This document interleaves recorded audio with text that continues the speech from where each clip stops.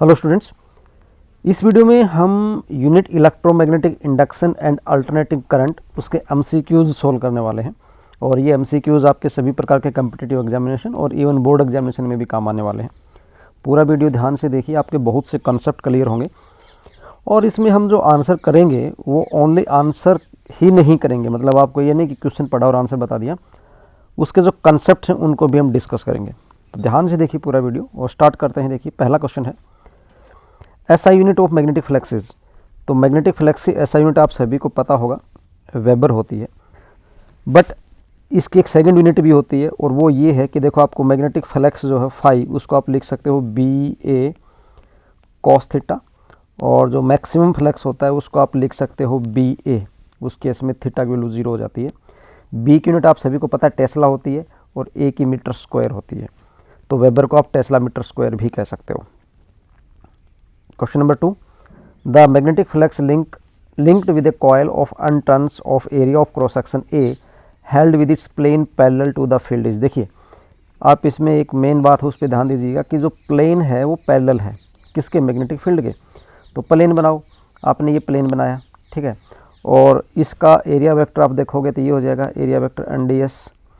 और इसने बोला कि प्लेन मैग्नेटिक फील्ड के पैरेलल है, तो मतलब मैग्नेटिक फील्ड इस प्रकार से है। तो यहाँ आप देखोगे कि एरिया वेक्टर और ये जो डायरेक्शन ऑफ मैग्नेटिक फील्ड है उसके अंदर थीटा कितना है, 90 डिग्री। फ्लक्स का फॉर्मूला आपको बताया था ये वाला होता है।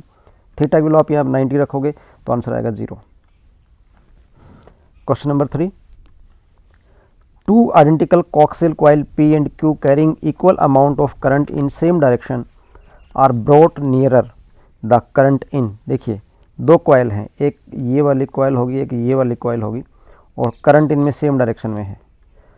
अभी इन दोनों को आप क्लोज लेके आओगे तो आप देखोगे कि ये वाली जो कॉइल है, ये वाली कॉइल, इसका जो मैग्नेटिक फील्ड है वो इसके साथ लिंक होगा, सेकंड कॉइल के साथ लिंक होगा, तो सेकंड कॉइल का जो फ्लक्स है वो इंक्रीज हो जाएगा।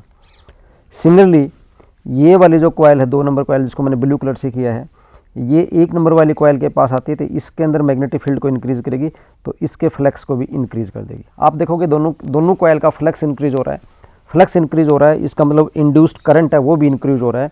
और इंड्यूस्ड करंट जो होगा वो अपोजिट नेचर में होगा, तो वो क्या करेगा, जो ओरिजिनल करंट था उसको अपोज करेगा तो मतलब डिक्रीज करेगा। तो आंसर डी वाला सही है, both P and Q decreases. Question number 4, the amplitude of alternating voltage is 120 volt, what will be it's RMS value. तो देखो RMS वैल्यू का फॉर्मूला होता है V RMS is equal to V0 divide by √2। V0 आपके पास कितना है 120, और 120 को √2 से डिवाइड करोगे, ये आंसर आएगा। Next question, the sum of average current value over 1 complete cycle is. देखो 1 कंप्लीट साइकिल का 0 होता है, क्यों होता है, देखो इस प्रकार से होता है 1 कंप्लीट साइकिल AC का। तो फर्स्ट हाफ पॉजिटिव और सेकंड हाफ नेगेटिव, और दोनों वैल्यूज बराबर होती हैं, तो एवरेज निकालोगे तो 0 आ जाएगी। Next, in a pure inductive AC circuit, AC circuit है, प्योरली इंडक्टिव है, इसमें क्या क्वेश्चन आंसर क्या दे रखे हैं, current leads the voltage by phase angle π/2, current lag behind the voltage by phase angle π/2, voltage lag behind the current by pi and the current and voltage are in same phase. तो इसको समझने के लिए आप phasor diagram समझिए। देखो phasor diagram आप कुछ इस टाइप से बनाते हो, तो फेजर डायग्राम बनाएंगे तो हो जाएगा वोल्टेज अक्रॉस रजिस्टर, ये हो जाएगा वोल्टेज अक्रॉस इंडक्टर, और वोल्टेज अक्रॉस कैपेसिटर, इस प्रकार से होता है। और इस फेजर को एंटी क्लॉकवाइज रीड किया जाता है, इस डायरेक्शन में रीड किया जाता है इसको, और ये होता है इधर करंट I। तो यहाँ पे आप देखोगे अगर प्योरली रजिस्टिव सर्किट है तो I और V सेम डायरेक्शन में होते हैं, और अगर इंडक्टिव सर्किट है तो वोल्टेज लीड करती है करंट से, और कैपेसिटिव सर्किट है तो वोल्टेज लैग बिहाइंड होती है करंट से। अब आप इनमें से देख लीजिए कौन सा है, वोल्टेज लैग बिहाइंड गलत है, current lag behind the voltage by phase angle π/2 ये ठीक है, और ये वैसे भी गलत है ये वाला C वाला, क्यों, इसमें पाई तो होता ही नहीं, हमारे सारे फेज एंगल π/2 हैं। देखो ये एंगल कितने हैं, फेज एंगल π/2 है। Okay, question number 7, if 8 ohm resistance and 6 ohm resistance are present in an AC circuit series, AC series circuit, then the impedance of the circuit is. देखो impedance होता है effective resistance, AC circuit में impedance क्या होता है, effective resistance होता है। Impedance अगर आप यहाँ से फाइंड आउट करोगे तो इम्पीडेंस का फॉर्मूला हो जाएगा Z is equal to root of जो रेजिस्टेंसेज हैं वो तो आपके पास हो गया R1 स्क्वायर प्लस क्या हो गया R2 स्क्वायर। ठीक है, R1 कितना है, R1 है आपके पास 6, R2 आपके पास कितना है, R1 है 8 और R2 कितना है 6, तो आपके पास हो जाएगा 64 प्लस 36 का root, that is equal to root 100 और that is equal to 10 ohm. तो आंसर कितना हो जाएगा, B is the right answer. Question number 8, in an AC circuit the resistance of R is connected in series with the inductance L if phase angle between voltage and current is 45 degree, the value of inductive reactance will be, inductive reactance की value बतानी है। देखो phase angle दे रखा है, तो जब आपको पास phase angle given हो तो हमारे पास फॉर्मूला होता है ये tangent phi is equal to XL minus XC divide by R. आप यहाँ पे देखोगे एक्सी आपके पास है नहीं थी तो जीरो हो ही जाएगा, तो आपके पास आ जाएगा tangent phi is equal to XL divided by R. Value जो आप पुट करेंगे तो आप देखोगे कि जो टेंजेंट फाई है वो 45 डिग्री है, टेंजेंट फाई की वैल्यू कितनी है 45, और टेंजेंट 45 की वैल्यू आप पुट करेंगे तो आपके पास यहाँ पे आएगा X L is equal to R आ जाएगा। तो X L is equal to R, C is the right answer. Question number 9, the core of transformer is usually made of, तो जो कोर होती है वो सॉफ्ट आयरन से बनाई जाती हैं। किससे बनाई जाती हैं, सॉफ्ट आयरन से बनाई जाती है। Magnetic flux is total charge per unit area, total current through a surface, total number of magnetic field lines passing normally through a given area and total EMF in a close, C is the right answer. ये simple definition ही है। Question number 11, the dimensional formula for the magnetic flux is, तो देखो magnetic flux जो है phi is equal to B A होता है, magnetic flux phi is equal to B A. ठीक है, और बी और ए के जब आप यहाँ पे डायमेंशन लिखेंगे तो आपके पास ये जो डायमेंशनल फॉर्मूला आने वाला है वो ये वाला बनेगा dimensional formula. Question number 12, Faraday's laws are consequences of the conservation of, तो फैराडे के जो लॉ हैं वो कंजर्वेशन ऑफ एनर्जी को फॉलो करते हैं। Question number 13, the unit of self inductance is, तो सेल्फ इंडक्टेंस की जो यूनिट है वो यूनिट है ohm second. Self inductance unit क्या होती है, ओम सेकेंड। कैसे ड्राइव किया ये ओम सेकेंड यूनिट, आप वो ध्यान से देखिए। आपको पता है जो सेल्फ इंडक्टेंस होता है ना, सेल्फ इंडक्टेंस को आप ऐसे लिख सकते हो, L is equal to minus of, self inductance को आप लिख सकते हो minus of E divide by D I by D T, D I divide by D T. अब देखो E की जो यूनिट होती है वो वोल्ट होती है, ये डी टी ऊपर जाएगा तो इसकी यूनिट क्या हो जाएगी सेकंड, और डी आई मतलब करंट, करंट की यूनिट होती है एम्पियर। ओके, तो मतलब ये आपके पास आई volt divide by ampere into second, और वोल्ट बाई एम्पियर क्या होती है ओम, तो ये होगी ohm second. A dead beat galvanometer makes use of, तो डेड बीट गैल्वेनोमीटर जो होता है वो डेड बीट का मतलब क्या होता है, देखो जिस प्रकार से ये मीटर है, ये गैल्वेनोमीटर की जीरो होती है, ये नीडल है। ठीक है, डेड बीट का मतलब एक्सपोज ग्रो, इसकी रीडिंग इस पॉइंट के ऊपर आई तो ये इस पॉइंट पे रीडिंग आने के बाद ये नीडल यहाँ चली गई। अब कई बार क्या होता है कि अगर ये डेड बीट नहीं होता तो ये जो नीडल थी रेड वाली नीडल, ये इस पॉइंट की ऐसे और ऐसे ऑसिलेट करेगी। इन ऑसिलेशन को ख़त्म करना ही डेड बीट कहलाता है, मतलब जो बीट है उनको मारना कहलाता है, और ये होता है एडी करंट की वजह से। तो B is the right answer. Question number 15, when a conductor is moved in steady magnetic field, देखो कंडक्टर को मैग्नेटिक फील्ड में मूव करवाया या kept in a changing magnetic field, या चेंजिंग मैग्नेटिक फील्ड में करा देते हैं। The current developed in it is called, तो इसका करंट क्या कहेंगे, फैराडे करंट कहेंगे, क्या कहेंगे फैराडे करंट कहेंगे, फकोल्ट करंट कहेंगे, एम्पियर करंट कहेंगे और फ्लेमिंग करंट कहेंगे। तो आप ध्यान देना, ये जो क्वेश्चन पूछ रखा है ना भाई, कोई भी कंडक्टर है मैग्नेटिक फील्ड में रखते हैं तो उसके अंदर एक करंट डेवलप होता है, तो आपने याद कर रखा है उसको एडी करंट कहते हैं, और एडी करंट का दूसरा नाम ये होता है फकोल्ट करंट। तो इसका B is the right answer. Question number 16, to induce an EMF in coil the linking magnetic flux, मतलब क्या है कि किसी भी कॉइल के अंदर आपको मैग्नेटिक फील्ड क्या करना है, ईएमएफ इंड्यूस करना है। तो फैराडे के लॉ के अकॉर्डिंग ईएमएफ इंड्यूस कब हो सकता है, बाई चेंजिंग फ्लक्स, अगर फ्लक्स चेंज हो रहा है तो ईएमएफ इंड्यूस हो सकता है। तो फ्लक्स चेंज किस में हो रहा है, मस्ट डिक्रीज, आइदर डिक्रीज और increase, must decrease, remain the same. देखो यहाँ बी में डिक्रीज और इंक्रीज दोनों दे रखे हैं, मतलब दोनों में चेंज होगा, तो B is the right answer, क्योंकि डिक्रीज होना जरूरी नहीं है, चेंज तो इंक्रीज होने से भी हो सकता है ना। और यहाँ पे सी में ओनली इंक्रीज बोला है, तो ये भी पार्शियल आंसर है, ये भी पार्शियल आंसर है, फुल आंसर बी वाला है। Question number 17, a conducting wire is dropped along east west direction, then देखिए कोई भी वायर होती है ना, इस प्रकार से ड्रॉप करोगे तो उसके अंदर जो ईएमएफ इंड्यूस होने वाला है, ईएमएफ इंड्यूस होने वाला है, उसके लिए एक फॉर्मूला होता है, ई इज इक्वल टू क्या होता है, बी एल वी। ई क्या होना चाहिए, बी एल वी होता है। ई बी एल वी का मीनिंग ये हुआ कि बी परपेंडिकुलर टू एल होना चाहिए, परपेंडिकुलर टू वी होना चाहिए। अगर ये तीनों एक दूसरे के परपेंडिकुलर हैं तो ही ईएमएफ इंड्यूस होगा, अदरवाइज ईएमएफ इंड्यूस नहीं होगा। अब आपने क्या किया है कि ईस्ट वेस्ट डायरेक्शन है, तो अच्छे से समझना है इस क्वेश्चन को, काफ़ी कॉन्सेप्चुअल क्वेश्चन है ये देखो, ये हो गया नॉर्थ, साउथ, ईस्ट और वेस्ट। तो ये वायर ईस्ट वेस्ट में थी और इसको ड्रॉप किया गया। मैग्नेटिक फील्ड किधर होता है, मैग्नेटिक फील्ड होता है इस डायरेक्शन में, नॉर्थ साउथ डायरेक्शन में होता है अर्थ का मैग्नेटिक फील्ड, ठीक है। ये तो मैग्नेटिक फील्ड की डायरेक्शन होगी, ये मैग्नेटिक फील्ड हो गया आपके इधर, वायर को ड्रॉप किया तो वायर गई नीचे की तरफ। तो आप देखोगे बी परपेंडिकुलर टू लेंथ है, क्योंकि बी तो इधर है और एल इधर है, और ये वर्टिकली डाउनवर्ड जा रहा है तो परपेंडिकुलर टू वी है, बी एल वी तीनों परपेंडिकुलर हैं, तो परपेंडिकुलर हैं।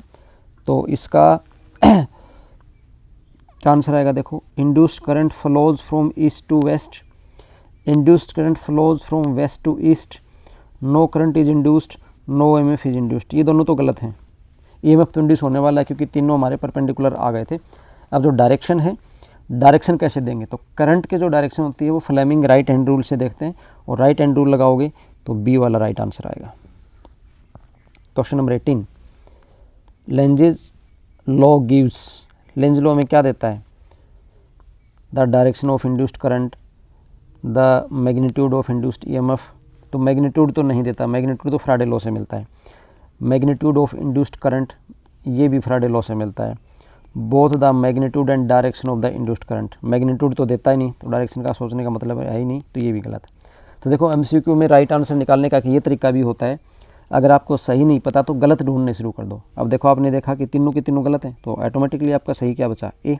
और वैसे भी पहला क्वेश्चन पढ़ते ही आपको पता ही चल जाता कि इंड्यूस्ड करंट की जो डायरेक्शन होती है वो लेंजेज लॉ से देते हैं। Question number 19, when a current carrying conductor is placed in a magnetic field, it experiences a force, the direction of which is given by। तो जो फोर्स की डायरेक्शन होती है, तो फोर्स की डायरेक्शन हम किससे देते हैं, वो देते हैं फ्लेमिंग लेफ्ट हैंड रूल से, Fleming left hand rule, A is the right answer. Question number 20, which one of the following devices is not based on the eddy current. Eddy current पे induction furnace eddy current based होती है, electric breaks AD current पे होते हैं, tangent galvanometer नहीं होता, dead beat galvanometer eddy current based होता है, तो C is the right answer. 21, the rate of change of magnetic flux density through a circular coil of area 10⁻⁻² metre square and the number of turns 100 is 10⁻³ weber per metre square, the value of induced EMF will be. देखो induced EMF का formula क्या होगा, induced EMF का formula होगा E is equal to d∅/dt। अगर 1 turn है तो, number of turn है तो n से मल्टीप्लाई कर दो आप, ठीक है। तो यहाँ से आपको देख रहे हो कि आपके पास जो magnetic flux density through a circular coil, इसका मतलब B की जो वैल्यू है आपके पास वो कितना है, 10⁻², नहीं सॉरी ये तो एरिया है। The rate of change of magnetic flux density through a circular coil of area and number of turns this is this. तो मैग्नेटिक फ्लक्स डेंसिटी का रेट ऑफ चेंज मतलब आपके पास ये आ गया, dB आ गया आपके पास, क्या आ गया ये dB। मैग्नेटिक ध्यान रखना, जो फ्लक्स डेंसिटी होता है ना, फ्लक्स डेंसिटी B को बोलते हैं। और आप सोचोगे B को फ्लक्स डेंसिटी कैसे बोलते हैं, तो देखिए phi is equal to BA होता है, और B का फॉर्मूला होता है phi divide by A। B का फॉर्मूला क्या होता है 5 डिवाइड बाई ए, तो बी को फ्लक्स डेंसिटी बोलते हैं। तो यहाँ से आपको रेट ऑफ चेंज दे रखा है, तो d B upon d t, तो d phi upon d t हो गया, d B divide by D t आपके पास मतलब क्या होगा d phi divide by D t और इंटू ए, ये फॉर्मूला है। तो फॉर्मूला लास्ट में जाके आपके पास यही बनेगा। वैल्यूज़ आप यहाँ पे पुट करेंगे तो आपके पास जो एग्जैक्ट वैल्यू आएगी वो आएगी 10⁻³ volt. So D is the right answer.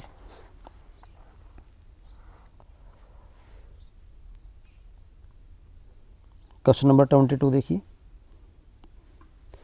A coil has L is equal to this henry, R is equal to 12 ohm, when it is connected to 220 volt 50 hertz supply, the current flowing through the coil in the amperes is। अब देखो यहाँ भी simply आपके पास क्या दे रखा है, आपके पास L दिया, क्या दिया L की वैल्यू दी आपको। देखिएगा एक चीज नोटिस कीजिएगा आप, L की वैल्यू गिवन है, R की वैल्यू गिवन है और कनेक्ट किया 220 वोल्ट के साथ 50 हर्ट्ज सप्लाई के साथ, current flowing through the coil in amperes पूछा गया है। तो ये आप कैसे निकालोगे, करंट निकालना है। तो करंट निकालने के लिए देखो आपको वोल्टेज दे रखी है, एक इंडक्टेंस दे रखा है और रेजिस्टेंस दे रखा है, फ्रीक्वेंसी दे रखी है। अब किसी भी सर्किट में आप इंडक्टर और रजिस्टर जोड़ दोगे तो इम्पीडेंस निकलेगा। क्या निकलेगा, इम्पीडेंस। इसका फॉर्मूला होता है Z is equal to root of R² plus XL minus XC whole square, ऐसे निकलता है। अब XC यहाँ पे है नहीं तो XC को आप ड्रॉप करके 0 कर देंगे। तो यहाँ से आप क्या करेंगे, यहाँ से पहले आप Z निकालेंगे। अब Z निकालने के लिए आपको क्या चाहिए, XL चाहिए। तो देखिए पूरा क्वेश्चन मैं सोल्व करता हूँ यहाँ पे। तो आप देखोगे आपके Z की वैल्यू आएगी, Z इज इक्वल टू आपको मिलेगा R² प्लस XL² का रूट, ये हो जाएगा R²। XL को आप क्या लिख सकते हो, XL को आप लिख सकते हो ओमेगा L, XL को क्या लिख सकते हो ओमेगा L लिख सकते हैं, ठीक है। और उसका स्क्वायर और सारे का रूट, स्टेप बाय स्टेप बता रहा हूँ आपको मैं।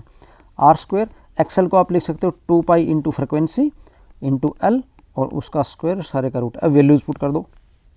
R की वैल्यू आपके पास 12, तो 12 का स्क्वायर प्लस 2 पाई और फ्रिक्वेंसी कितनी है, फ्रिक्वेंसी आपके पास 50 और L की वैल्यू आपके पास कितनी है, L की वैल्यू मेरे पास आई 4 डिवाइड बाई 100 और उसका स्क्वायर।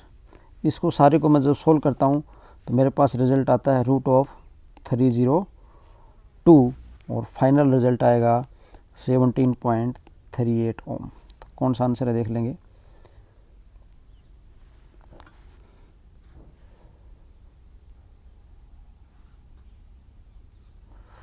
अभी तो Z ही आया है ना, अभी फाइनल आंसर नहीं आया है, अभी हमारे पास Z निकला है और Z की वैल्यू हमारे पास कितनी आई 17.38 ओम। और क्वेश्चन ने पूछा है हमसे वोल्टेज, और नहीं वोल्टेज नहीं करंट पूछा है। तो I इज इक्वल टू आई हमारे पास हो जाएगा V divide by Z। V की वैल्यू है 220 वोल्ट, Z हो गया 17.38, सोल्व करेंगे तो आएगा 12.7 एम्पियर। ये मैंने कैलकुलेटर से किया है साथ साथ में। आप सोचोगे इतना जल्दी कैसे हो गया, तो कैलकुलेशन मैं कैलकुलेटर से कर रहा हूँ, इसलिए मेरी कैलकुलेशन जल्दी जल्दी आ रही है, ठीक है। आपको ये करके देखनी पड़ेंगी।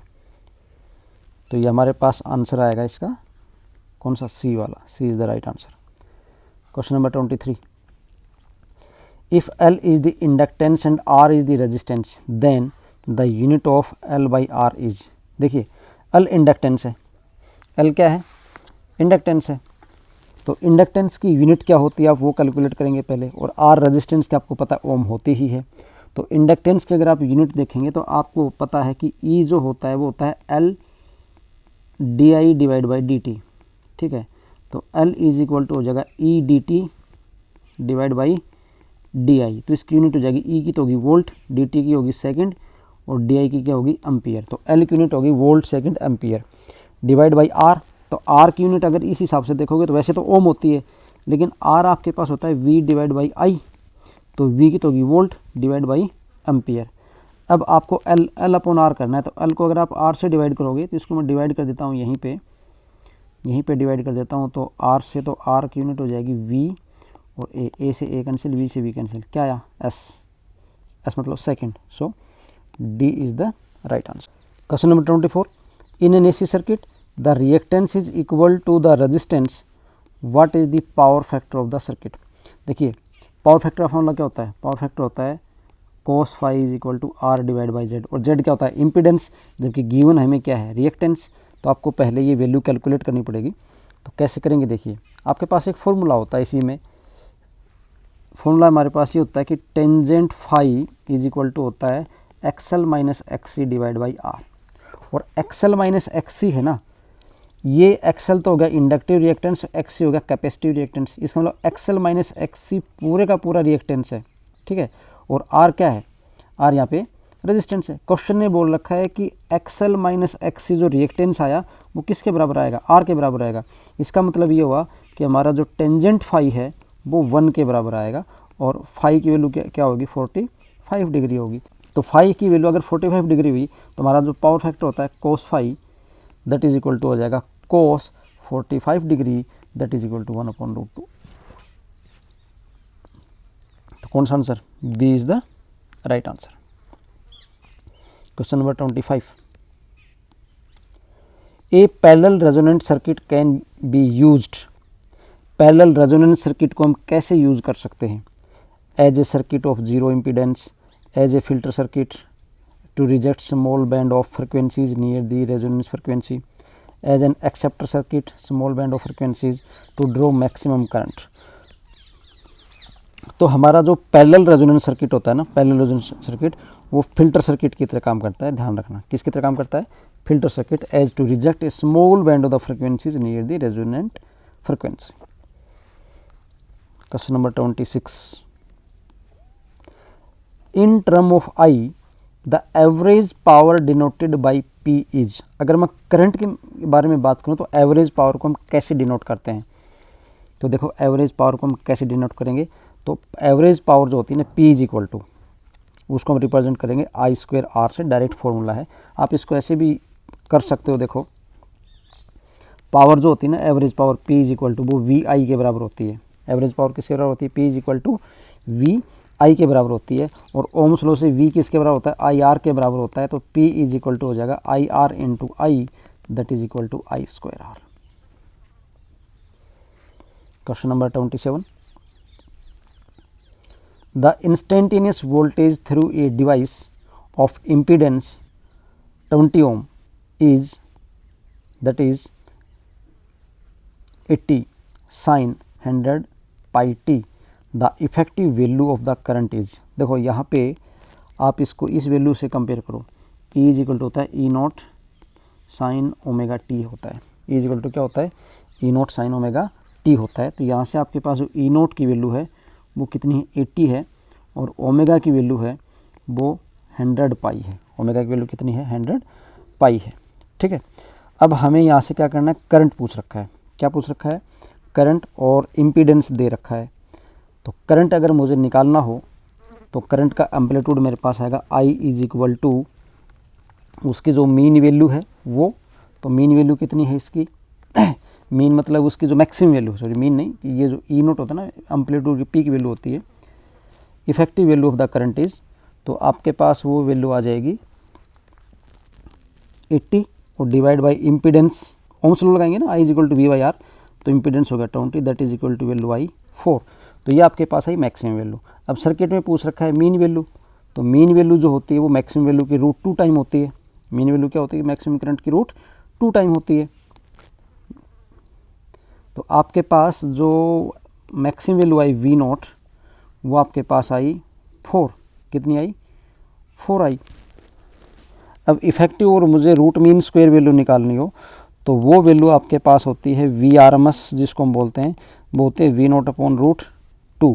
वी नॉट डिवाइड बाई क्या होता है रूट 2। वी नॉट मेरे पास थी 4 को डिवाइड किया मैंने रूट 2 से, तो आंसर कितना आएगा मेरा, आएगा 2√2। कितना आएगा ये 2√2। अब देखो इसमें से कौन सा ऑप्शन सही है, 2√2। इसमें 2√2 तो नहीं दे रखा, तो आप इसको थोड़ा और सोल्व कीजिए। यहाँ पे 2 और रूट 2 की होती है 1.414, तो आएगा 2.828। ये वाला B is the right answer. Question number 28, in an AC circuit V and I are given by, V की वैल्यू तो ये है और आई की वैल्यू ये वाली गिवन है। The power dissipated in the circuit is, इस सर्किट में पावर का लॉस कितना हुआ आपको वो बताना है। तो आप यहाँ से अगर इस क्वेश्चन को सिंपली देख पा रहे हो तो ये आपको एक LCR का दिख रहा है। कैसा क्वेश्चन दिख रहा है, क्योंकि यहाँ पे आप देखोगे फेज डिफरेंस है π/3 का, π/3 का फेज डिफरेंस है। फेज डिफरेंस π/3 का आने का मतलब है कि LCR सर्किट है, और LCR सर्किट में जो पावर लॉस होता है, पावर डिसिपेशन होता है, उसका फॉर्मूला हमारे पास होता है P = VRMS IRMS cos φ। ठीक है, तो VRMS हमारे पास हो जाएगा V0/√2, IRMS हो जाएगा I0/√2, और cos φ, यहाँ पे cos φ देखिए आप, cos φ कितना है, cos φ यहाँ पे आपके पास ये वाला है, ये वाला आपका फेज एंगल है। तो वैल्यूज पुट कर देते हैं। VRMS निकालने की V0 की वैल्यू है 1/150 और I0 की वैल्यू भी कितनी है 150। तो VRMS हो जाएगा V0/√2 into I0/√2 and cos π/3। V0/√2 मतलब होगा 150 divide by √2 into 150 divide by √2, और cos φ होता है cos π/3 यानी cos 60 हो गया 1/2। तो ये 2 से ये तो हो गया 75, और ये भी कितना हुआ 75। तो ये आपके पास आएगा 5625 वाट।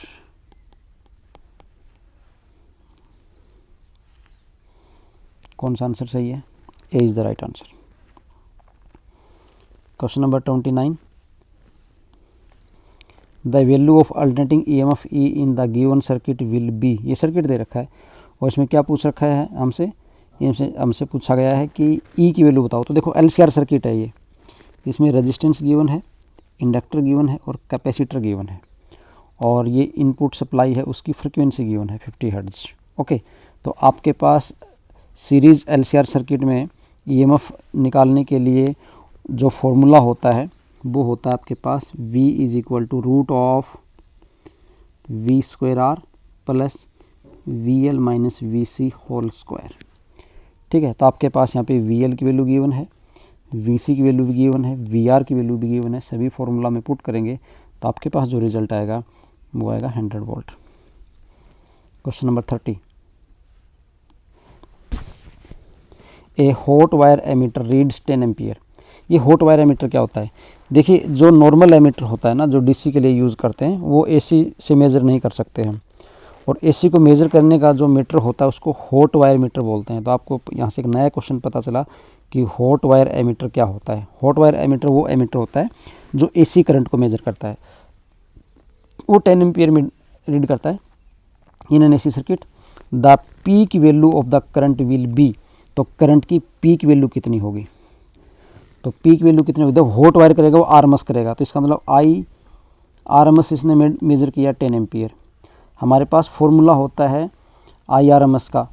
IRMS का क्या फॉर्मूला होता है? I0 डिवाइड बाई √2, और I0 पीक वैल्यू है, इसका मतलब I0 आपके पास आएगा IRMS इंटू √2। तो IRMS 10 और √2 की वैल्यू होगी 1.414। तो आपके पास रिजल्ट कितना आएगा? ये रिजल्ट आएगा 14.14। क्या आंसर दे रखा है देख लो,